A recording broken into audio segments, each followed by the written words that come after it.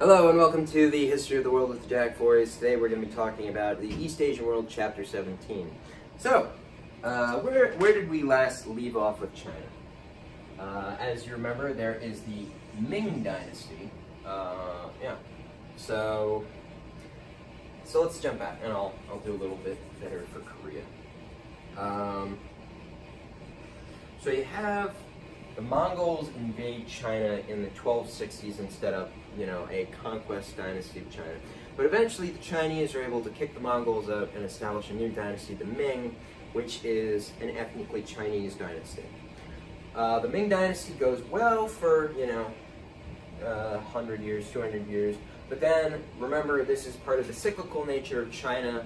The Ming dynasty comes to an end and is conquered and taken over by more barbarians from the north. This time, instead of being Mongols, say the Mongols are out here, it's a people called the Jurchen, and they are the Jurchen.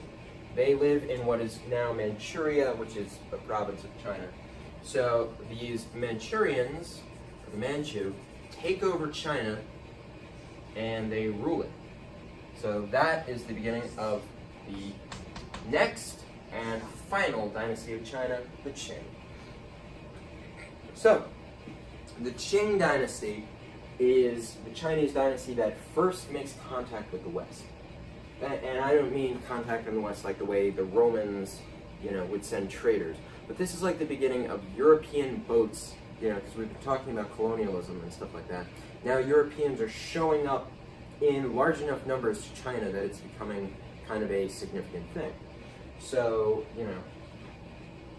that they have to deal with as a large scale, because there had been some European visitors to, say, the Ming or the Yuan or stuff like that. But now it's becoming like a national affair. But before that really happens, the Qing dynasty is kind of the peak of China. They are incredibly powerful, wielding influence over the East Asian world.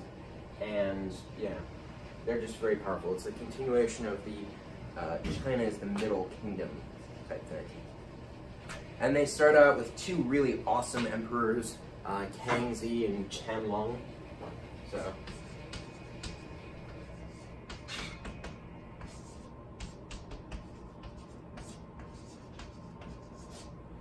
Kangxi and Qianlong. And while this is all going on, the Chinese population is just exploding. Lots of people are, being born. And it's kind of the beginning of industrialization in China. So that's Qing China. Then we got some other stuff is going on in Japan. When we last left them off, it was warring states with the end of, or at least the collapse of the Ashikaga shogunate.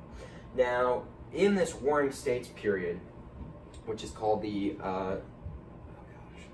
Genoku Jidai, I think. I'm probably wrong on that, but the Sengoku Jidai, that's what it is. Sengoku Jidai is the Japanese kind of warring states period.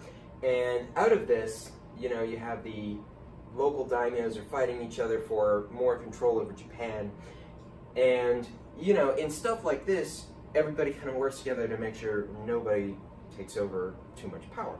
But then eventually, of course, it's going to eventually happen. So they're unified. There's a YouTube channel called Extra History, I suppose.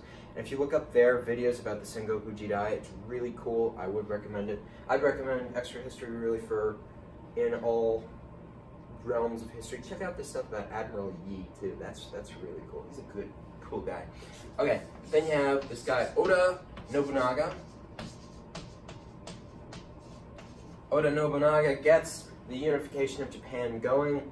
Then his lieutenant Toyotomi Hideyoshi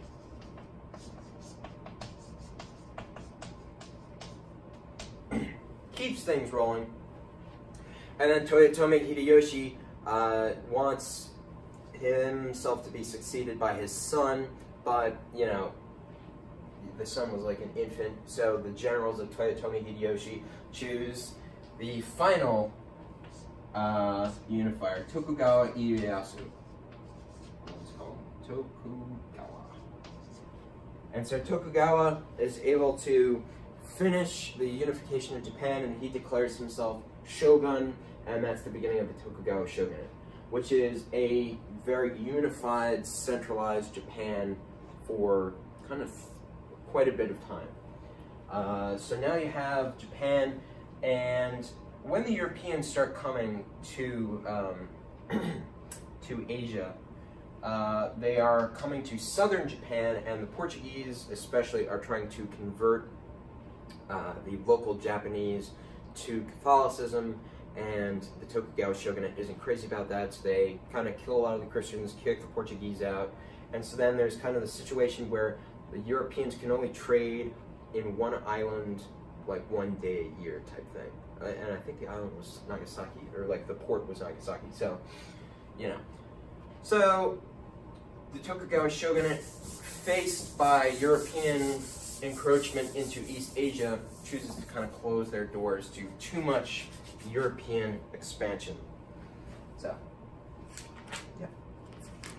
And he kind of disarms some of the samurai, because, you know, there's not really a purpose for them anymore. And then, yeah. And then to conclude, so we're really getting, I'm setting everybody up for the kind of finale, or the climax of East Asia as Japan ascends past China, and China has a very rough century. But we're not there yet, so let's just remember Qing China. They've had their great emperors. Now, you know, mandate of heaven, they're coming back down at the end of the chapter. So they've begun, at their beginning, they had lots of great poetry, cool stuff like that, but now, again, the cycle continues on. And Japan also, in their history, they're now at another point where they're getting ready. They're in a very closed off period. So, you know, as we know in Japanese history, they are soon to enter a very open period of their history. And that's about it for East Asia right now. And let's just remember that Korea, again, they're doing well, and they have a great, you know, Sejong the Great. They have lots of good leaders, and the Koreans, while they're in between China and Japan, they actually get invaded by Toyotomi Hideyoshi, and that's who Admiral Yi, you know, fights against. But this is Korea, you know, surviving. It's not a fun place to be in world history, between powers like China and Japan. It's like the Poland of East Asia, in that it's kind of in the middle, and it's really remarkable how they've been able to, you know, maintain such an independent, unique culture. But that's enough for today. I will see you in chapter 18 when the powder keg ignites.